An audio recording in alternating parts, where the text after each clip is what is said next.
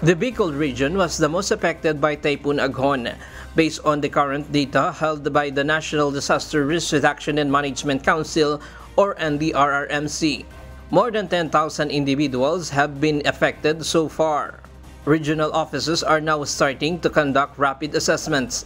According to the NDRRMC report, 8,465 families or 19,373 individuals in 158 barangays have been affected by the Typhoon Aghon.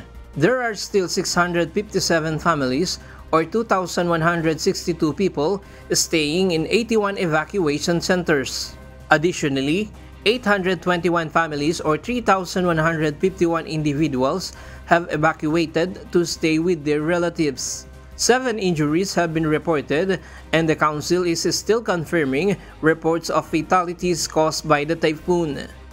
We base it on the initial affected population. It's the Bicol region, 6,130 families or 10,349 individuals. But again, posible ito, pag pumasok na yung mga reports ng ating mga partners and mga regional offices, kasi kakaganda lang ng konti ng panahon, so makakapag-rapid assessment na sila.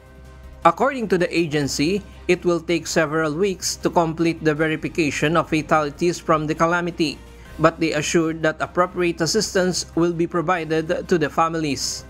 7 roads and 1 bridge were affected by the typhoon and are currently being repaired. There were power interruptions in 52 areas in Region 3, Calabarzon, and Region 5. But most of the power supply has now been restored.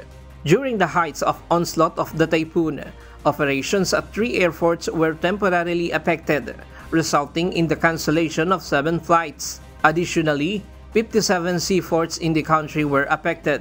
The NDRRMC remains on red alert until the typhoon exceeds the country. Ryan Lacanlale, UNTV News and Rescue. We serve the people, we give glory to God.